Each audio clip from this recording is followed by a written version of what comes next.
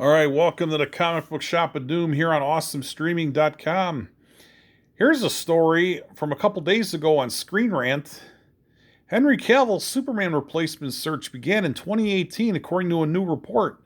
Well, how long does it take to find a guy? Over 5 years? So something ain't right about that.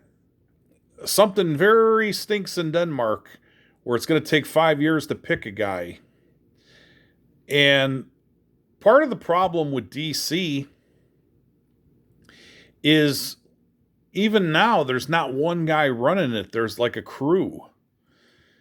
I mean, that Kevin Feige, yeah, he runs Marvel, but he still reports up to Bob Iger and those guys, or whoever's running it now, running Disney.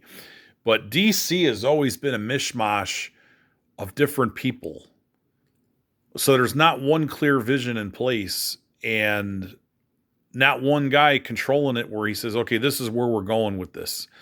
Everybody's second guessing each other.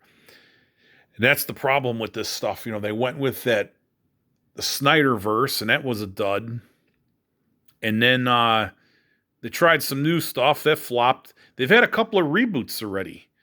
So, I mean, they did Jonah Hex, and they did Green Lantern, and then they said those don't count. We're going to reboot it. And then they go with, the Man of Steel and all that. So it's like, okay, well, what's going on here? So they already had two movies out the gate and they flopped. Those didn't count. So that's a joke. This whole DC, it's toxic, the whole company. I mean, up and down with leadership.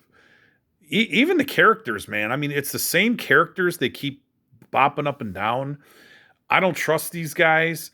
And then the rumor is they're going to sell it in 2 years to Comcast.